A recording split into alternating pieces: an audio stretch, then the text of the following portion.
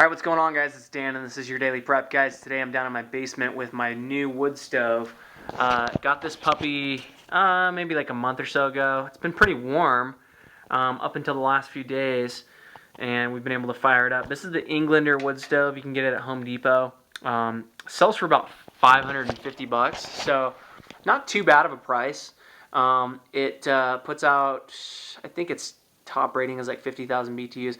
I'll do a full review on it later. This is just a quick little look at how this puppy lights up. So you can see inside the firebox isn't real huge. I'll link up the specs on my blog so you guys can click through and see that if you're watching this on YouTube. But basically I just do a little newspaper bed here, and then I do a little log cabin action. And the whole thing with getting a fire started in the wood stove is airflow. Right, so in the beginning you have the door wide open like this. You go ahead and get these newspaper balls lit. Let's do this one on the side, kind of. Get those going. Come to the rear here. And then once you have the newspaper lit, okay, it went out there. So once you have the newspaper lit, you basically just crack the door a little bit, and that actually gets the air cycling in the firebox pretty good. You'll see what I mean here in a second. So I'm not going to close it all the way. I'm just going to leave it, I'm going to put the latch like that and leave it about an inch open.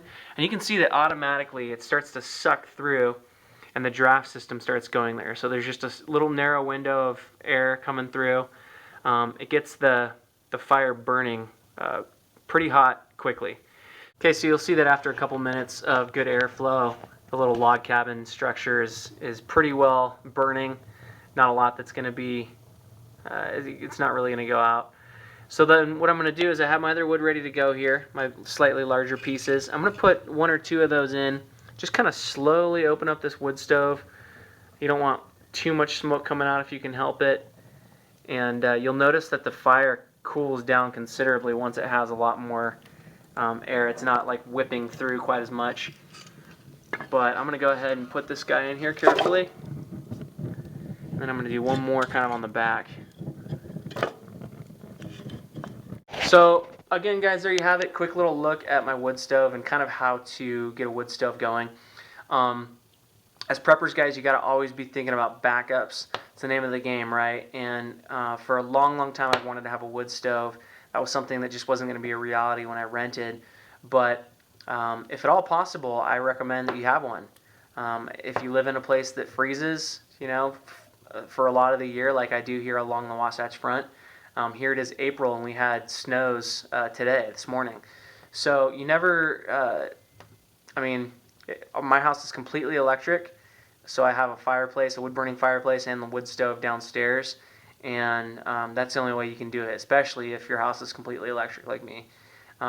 Wood is pretty cheap. You can usually, if you can't harvest it on your own land, via timber that you have or wooded areas, you can usually find it pretty cheap. People getting rid of it, scrap wood, whatever.